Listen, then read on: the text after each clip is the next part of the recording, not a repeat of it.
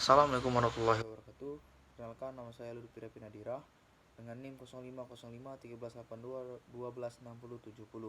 Baiklah, di sini saya akan menjelaskan materi Porifera untuk praktikum mata kuliah APRT Berata Air kelas D dengan asisten praktikum Kak Anita Ogara dan Kak Fadil Akbar.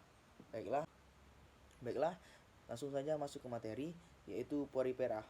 Istilah dari kata Porifera berasal dari dua suku kata, yaitu porus dan faro. Porus yang dapat diartikan sebagai lubang, faro berarti membawa.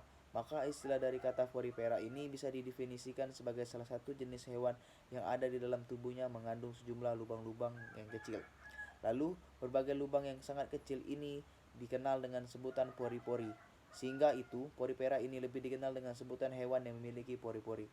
Hal ini sangat berguna agar dapat mensirkulasikan air yang berada dalam tubuhnya, di mana pada Porifera mempunyai sistem yang disebut dengan sistem kanal. Kemudian ciri-ciri Porifera. Yang pertama yaitu Porifera adalah jenis hewan multiseluler. Multi yang artinya banyak, seluler artinya sel atau sel sejati.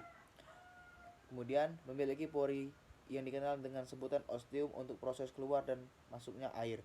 Porifera juga memiliki sistem saluran air dan rongga tubuh yang dijadikan sebagai pusat berlangsungnya sistem organ. Lalu, kerangka pada tubuhnya terdiri atas sejumlah serabut halus dari suatu zat kapur. Pada bagian tubuhnya memiliki dua lapisan, yaitu dipoblastik dan adalah ekodrem atau lapisan dari luar dan endodrem atau lapisan dari dalam. Selain itu juga, pada Porifera belum memiliki sel saraf namun masih dapat bereaksi terhadap perubahan yang terjadi pada lingkungan. Umumnya, hewan ini hidupnya berkoloni dan ada di dalam perairan yang tidak terlalu dalam atau dangkal. Kemudian, reproduksi Porifera. Pada hewan Porifera bisa bereproduksi dengan melalui dua cara, yaitu secara generatif dan secara vegetatif. Reproduksi secara generatif yaitu dengan berbagai sel kelamin yang didapatkan dari sel amoeboid. Kemudian Porifera ini tergolong suatu hewan monoecious atau hermaprodit karena hanya dengan satu tubuh bisa memperoleh dua sel kelamin sekaligus.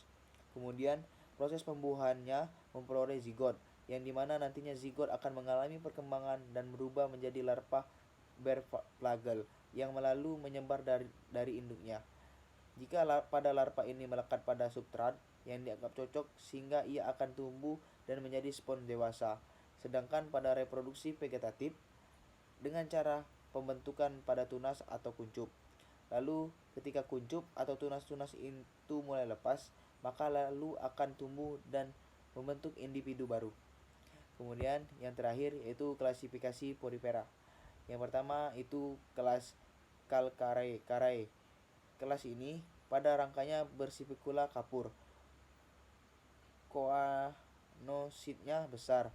Pada habitatnya berada di laut tidak terlalu dalam. Mengalami perkembangbiakan dengan cara vegetatif.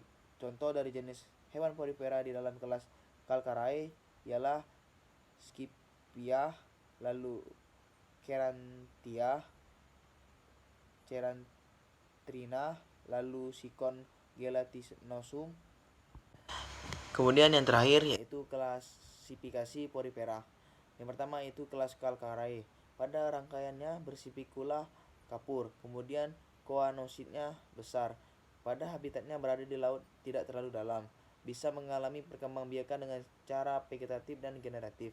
Contoh dari jenis hewan Porifera di dalam kelas Calcareae ialah Cipa, lalu Cerantina, kemudian Cerantrina, lalu Sikon gelatinosum dan Leucosolenia.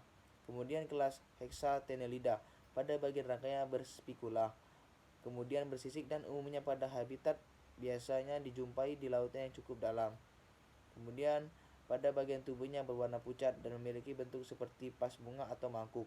Contoh dari kelas Hexatenelida yaitu Hyalonema dan Peronema. Kemudian yang terakhir yaitu kelas Demospongia. Pada jenis ini tidak memiliki rangka dan sebagainya memiliki rangka yang terdiri dari sejumlah spesies yang tidak dapat melakukan pergerakan. Umumnya habitat ada di laut dangkal. Kemudian memiliki bentuk yang tak beraturan pada tubuhnya dan bercabang. bagian tubuhnya berwarna cerah. Hewan porifera jenis ini umumnya dimanfaatkan yaitu sebagai bahan industri spon. Baiklah, itu saja yang dapat saya sampaikan. Lebih dan kurang saya mohon maaf.